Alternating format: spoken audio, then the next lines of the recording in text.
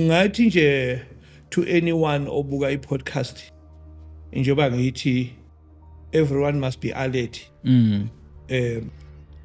Ungathi usasihambela ngemoto yakho, whatever type of car uhamba ngayo, ukhali siren emva kwakho, bakubheke kayi-2 kayi-3, then bakutshela ukuthi imoto bayisuspecta. They have a right, because angisho amaphoyisa bayithathe ingene e13 or the way abenza ngakhona, and be warned ukuthi lo moto izobe ingama piece and there's nothing you can do.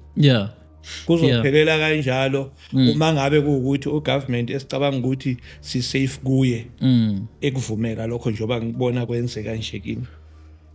Is it fair ukuthi mina myself ngithatha iproperty yami ngihand over ezandleni ze-state ngalendlela obekwenzeke ngayo njengoba ngi-explainile, then mase ngiyi-collecta ngiyithole seyi-damage and there's nothing wrong ngalokho kanjalo, then it's fine, go right.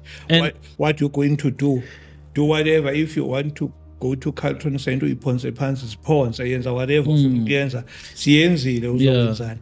And ukuya la kule ndaba yalapha kwa legal aid board, I do understand futhi ukuthi legal aid board ibhadala government, the very same state. But umbuzo engizibuza wona, ngabe kuthiwa le moto le mhlambe bengine issue efana nale, maybe independent company such as Pick n Pay, Shoprite or whatever company, ngabe le case ayikaka solve.